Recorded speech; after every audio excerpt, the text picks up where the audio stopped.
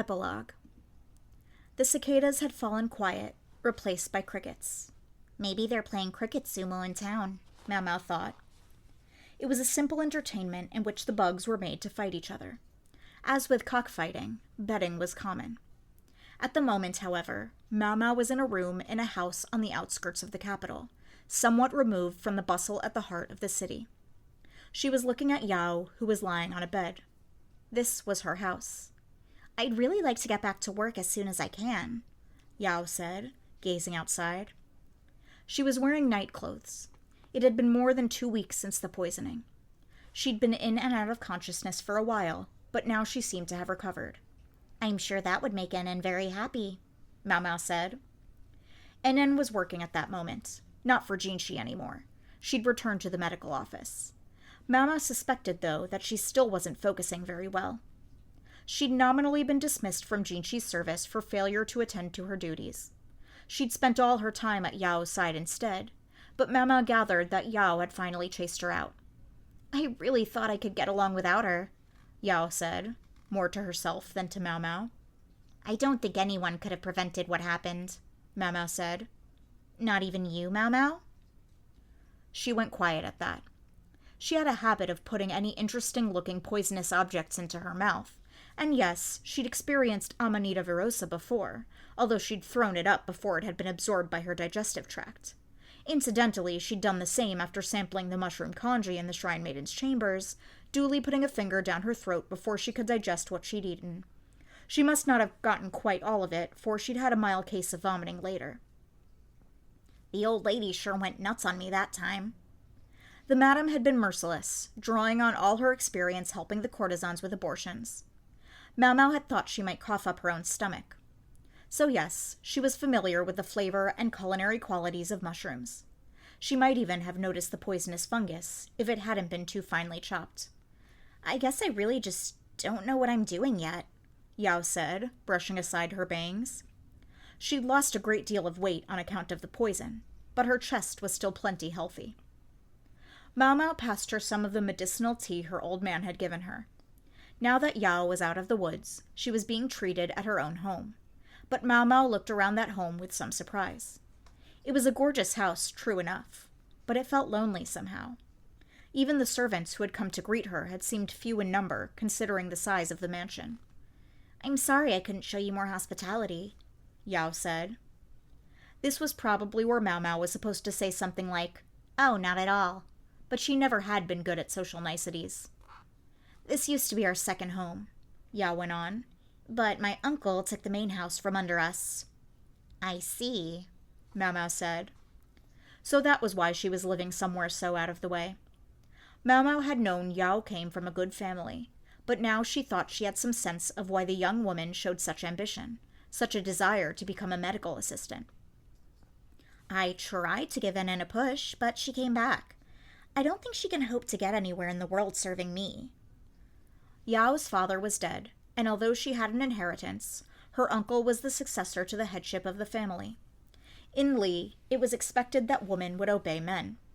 Now that he was head of the house, Yao's future lay in her uncle's hands. If he made a marriage match for her, she would be obliged to accept. Which explains why she's so eager to learn a trade. It was one way for such self-possessed young women to resist her destiny. "Such a shame Enen threw it away.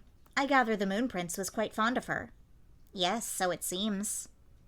Mau Mau thought she had at least some sense of what Jinshi had liked about Enen. He could be a distinctly strange person, not that she was one to talk, and he seemed more comfortable with people who had only exactly as much to do with him as necessary, rather than fawning or becoming overly involved. Mau Mau was a little worried about what Jinshi might decide to do next, but she figured they were safe for a while. "I was so sure Enen would do an excellent job no matter where she went," Yao said. "One might say her true value only reveals itself when she's with you, Yao," Mau Mau replied. Indeed, sometimes it revealed itself a little too much. It could be scary, especially when it came to Yao's chest. There was no denying that Enen had supplied all the necessary nutrients at every turn. "I definitely need a chart of what she's been feeding her," thought Mau Mau. She unconsciously began to flex her fingers. "Yes, That was exactly why I wanted to give her a chance to get away. But I see now it's hopeless. Not just for me. If Enon really needs me that much, who am I to turn her down? Mau Mau suspected these sentimental turns were one of the things that drew Enon to Yao. She would quite enjoy discovering how Enon might react should Yao ever go be someone's wife. Hopeless, Yao repeated fondly. Then she looked at Mau Mau. And I think you've been doing some work that you haven't been telling us about. Whatever do you mean? Mau Mau said. She did feel guilty trying to play dumb. True, Yao had survived her poisoning, but Mau Mau had specifically allowed the criminal who had done it to live.